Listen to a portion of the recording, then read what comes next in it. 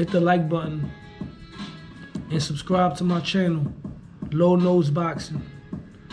And big shout out to my Lord and Savior, Jesus Christ.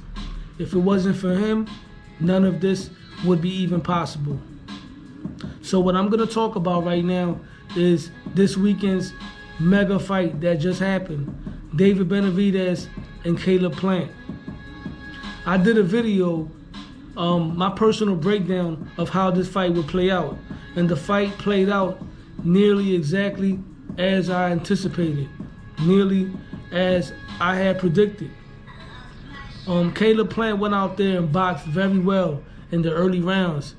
I had Caleb Plant winning the first 5 rounds of the fight. But then David Benavidez came on late, applied a lot of pressure, broke Caleb Plant down, and the fight turned out to be a brutal fight. Benavidez started literally beating Caleb Plant up from pillar to post. If it wasn't for the referee intervening, every time they were on the inside, I felt like David Benavidez probably would have gotten the stoppage. But big shout out to Caleb Plant. He showed a ton of heart. He's a dog. He's a highly skilled fighter. He needs to keep his head up high, go back to the drawing board, and he's gonna be okay. As far as David Benavidez goes, the sky's the limit.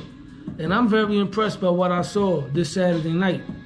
Because David Benavidez kind of reminds me of an advanced version of Antonio Margarito. But I say advanced because, for one, David Benavidez doesn't get hit as much as Antonio Margarito used to get hit. David Benavidez has underrated defense. He was catching punches with his hands, with his guard, with his gloves. And he's also a pretty good counterpuncher as well. And he got fast hands. And he has an amazing gas tank. The guy gets stronger as the fight goes forward. And he's the fighter that everybody wants to see him with Canelo Alvarez. Everybody wants to see David Benavidez versus Canelo Alvarez, including myself. But realistically, that fight's not going to happen anytime soon, maybe until next year.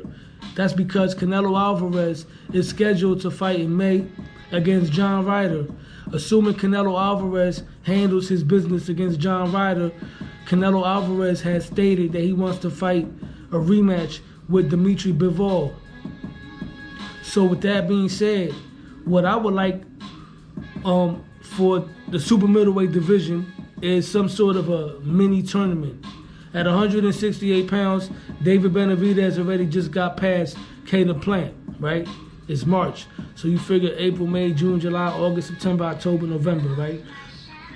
By November, I would like to see Benavidez come back and fight another top dog at 168 pounds, which brings me back to my tournament idea. I would like to see a fight between Jamal Charlo and Demetrius Andrade at 168 pounds. I would like to see that fight happen maybe in July so these guys can have the time to get in shape.